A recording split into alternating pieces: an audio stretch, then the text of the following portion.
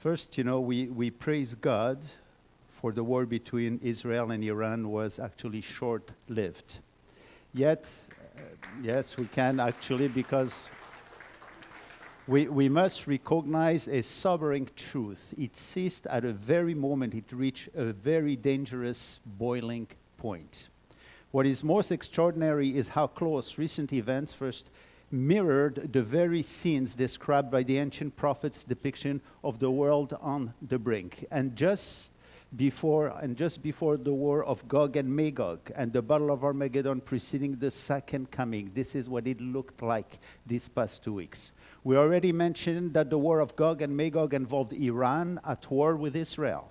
However, other nations, part of this 10-country coalition, seem eager to help Iran, and one of them, by the way, is Russia. The day before the war ended, on June 23rd, Russia's president proclaimed that his country is ready to help the Iranian people. This was a day after the Iranian foreign minister visited Moscow, according to his word, to coordinate position with Putin. But what kind of help would Russia bring to Iran? On this same day of the visit, Russia ex-president Medvedev said that, and I quote, listen to what he said, "A number of countries are ready to supply Iran with nuclear warheads following American strikes on nuclear facilities." They talk about providing nuclear armament to Iran.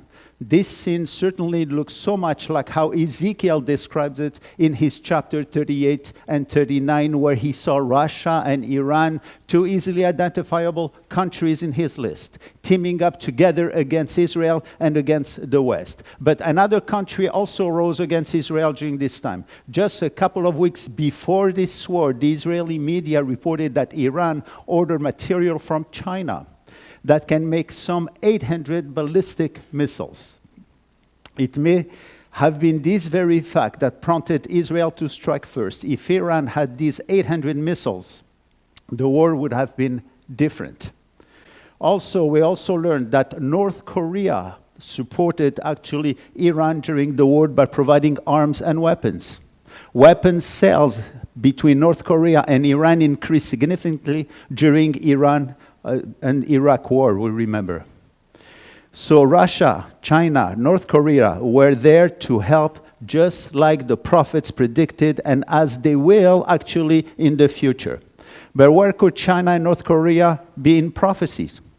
These countries must be those among the rising sun, the kings of the rising suns, as John calls them in the book of Revelation. John sees them crossing a dry Euphrates River, and this is what he says in Revelation 9:16. The number of the armies of the soldiers were 200 million. I heard the number of them. They will come in great number according to this prophecy. So these nations, Russia, China, North Korea, were ready to help Iran, but they were not the only ones. Other nations also rose at the same time against Israel this past week. These are mentioned within the campaign of the 10 nations of Gog and Magog, plus others mentioned in the list of 10 nations in Psalm 83. Who are these nations that rose? 2 days before the end of the war, Sunday the 22nd, the foreign ministry of 57 Muslim nations, members of Organization of Islamic Cooperation, met in Turkey to condemn the Israeli aggression against Iran, as they call it. How interesting that it was Turkey that they met in there. For this is another country identifiable as Bet Togarmah by Ezekiel, as rising and taking side with Russia and Iran against Israel and the West, just as it is prophesied. So it would be at the end. We see them already getting together. These Muslim countries could be seen with them listed in the same chapter in Psalm 83, saying together, "Come and let us wipe them out as a nation, that the name of Israel be remembered no more." This is what the Spirit says, that they are even saying. What then is so amazing is when one considers all these nations rising together within a very short period of time, as if they were ready to fulfill the prophecies of ancient prophets. But they cannot do anything without God allowing it. This is what we know from the scriptures. And thank God that it stopped them, right? And directed them somewhere else. Remember the story of a huge battleship which was conducting training exercises off the coast of a dark night when the lookout reported a light at a distance. So the captain told the signalman to send a message. We are on a collision course. Advise you change your course 20 degrees east. A reply came back. Advisable that you actually change your course 20 degrees west.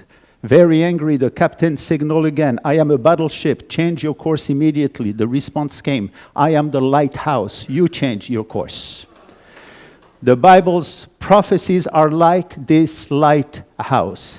They don't move to fit our opinions or modern trends. They are fixed, reliable, and meant to warn and guide us through the dark waters of this world. Ignoring them doesn't make them less true. It just may put us at risk, actually.